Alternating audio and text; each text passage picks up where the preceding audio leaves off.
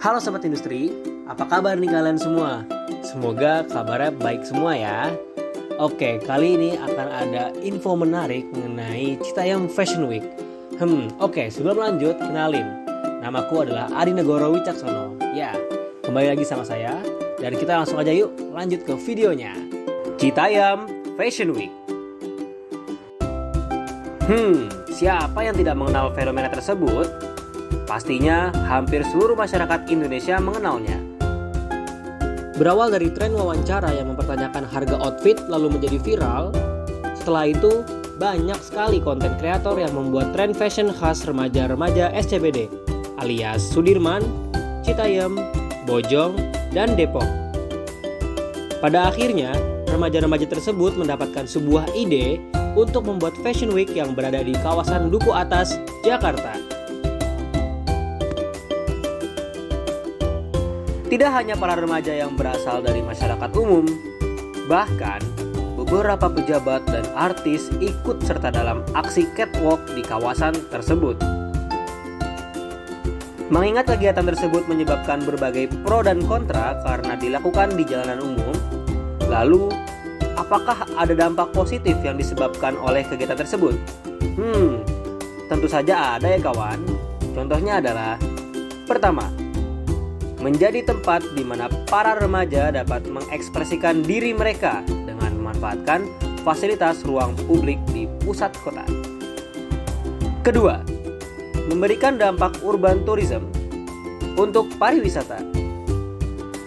Ketiga, meningkatkan perekonomian kota serta sektor lainnya di sekitar lokasi.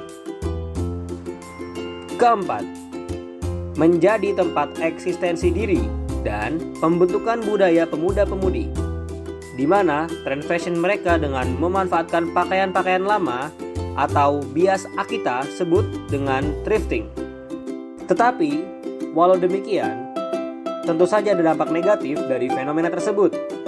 Salah satunya, para remaja yang masih kurang peduli dengan kebersihan. Beberapa remaja-remaja yang berkunjung ke sana masih ada yang membuang sampah sembarangan. Ini tidak patut untuk dicontoh ya teman-teman. Oh ya Sobat Industri, berbicara perihal fashion, kalian tahu nggak sih kalau limbah fashion merupakan industri paling berpolusi kedua di dunia? Wah. Menurut UN Conference of Trade and Development atau UNCTD tahun 2019, fashion disebut sebagai industri paling berpolusi kedua di dunia setelah industri perminyakan.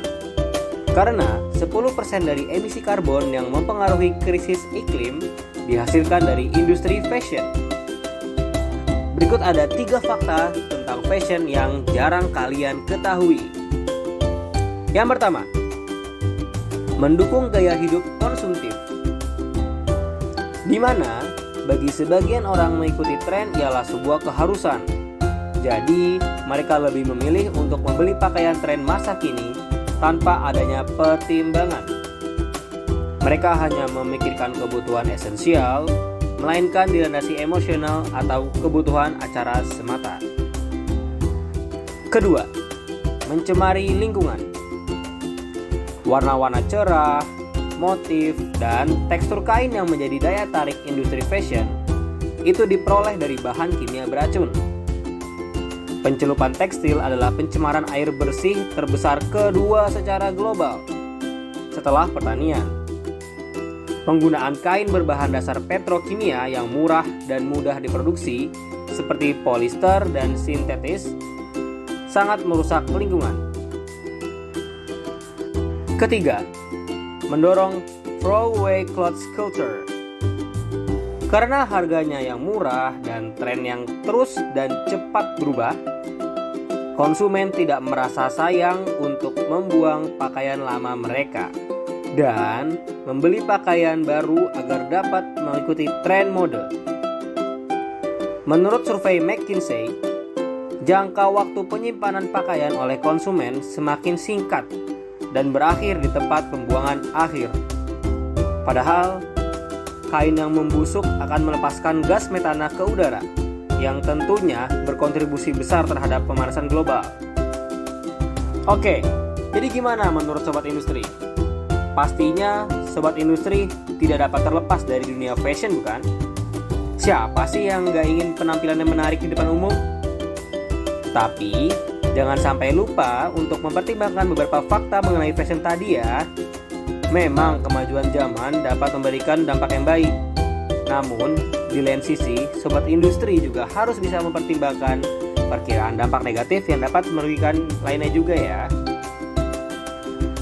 Oke, sekian dulu untuk episode YouTube pada kali ini. Jangan lupa di like, subscribe, dan share ke teman-teman, saudara, atau keluarga kalian agar kita semakin semangat dalam membuat konten. Terima kasih dan sampai jumpa.